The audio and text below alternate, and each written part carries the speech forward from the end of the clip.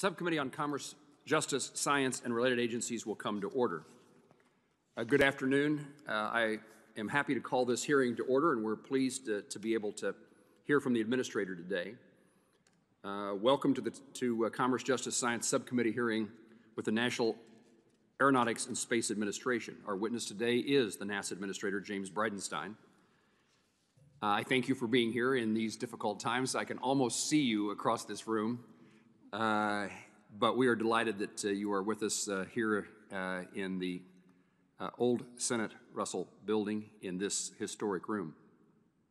Before we get into details, I just want to take a moment to acknowledge last week's dedication of a presidential memorial to President Eisenhower. It occurred here in Washington, D.C. It was dedicated last Thursday. And it was President Eisenhower that made a recommendation in 1958 for the nation's space agency to be a civilian-based entity. Congress responded by taking activities of the National Advisory Committee on Aeronautics and transforming them into NASA. So I pay tribute to this native Kansan and appreciate the decision that was made then. Since that time, since 1958, NASA has become known around the world as the leader in innovation and exploration, inspiring generations of engineers, developers, and explorers. And I want to commend you, Administrator Bridenstine, Vice President Pence, and the Trump administration for continuing that inspiration with bold visions, historic accomplishments, and focus on returning astronauts to the moon with the Artemis program.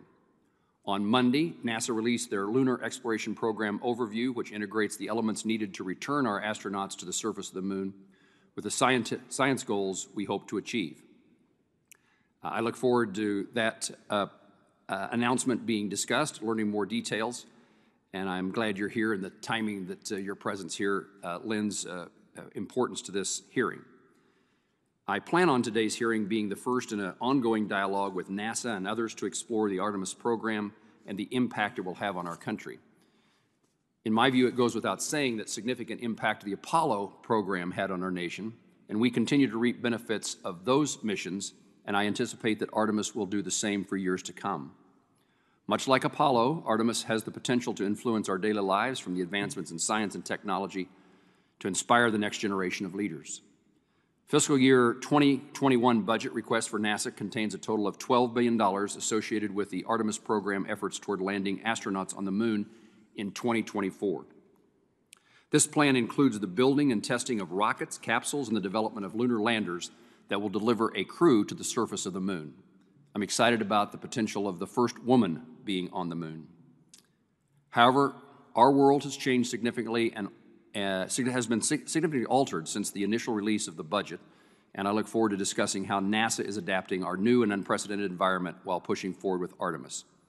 Although we face many challenges, including COVID, I'm interested in hearing your testimony today and discussing the value of the Artemis program and what it will bring to our nation and to the world.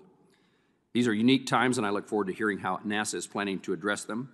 And I again thank you, Mr. Administrator, for being with us here today.